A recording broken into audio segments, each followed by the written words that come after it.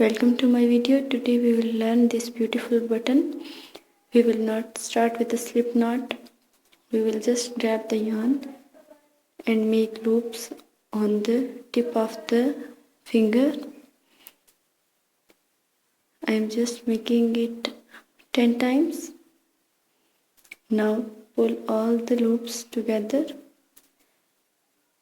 and pull up the thread in between this ring.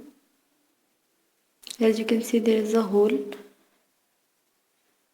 in between this ring. So chain 1 and we will make single crochets around all the thread. This is how we will cover this ring with single crochets. As you can see, there is a big hole in between, so we have to fill this hole by working these single crochets all over. Go into the ring, pull up and pull it through 2. So this is how you will make a single crochet. We are working in rounds, so we will make single crochets to cover all the ring. As you can see how I am working.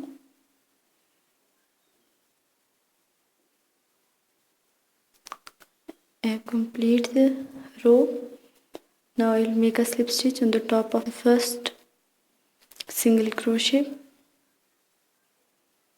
As you can see, still there is a big hole. I will work 3 to 4 rounds to finish this big hole. Chain 1 and then again work 1 single crochet.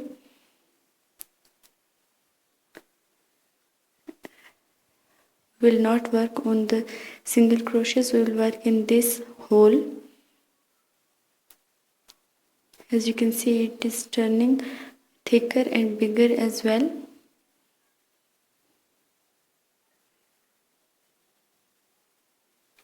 Make single crochets all around.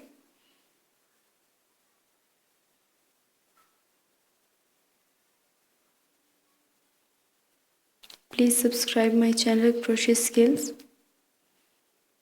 and don't forget to click the bell icon. Make a slip stitch and again chain 1 and make another row of single crochets all around. As you can see, there is a big hole and we have to finish it. I worked 4 rounds and now you can see my hole is all gone. Make a slip stitch and now I will show you how to make decoration. This is called a cribbing and a crib stitch. Just twist the hook, insert the hook from front,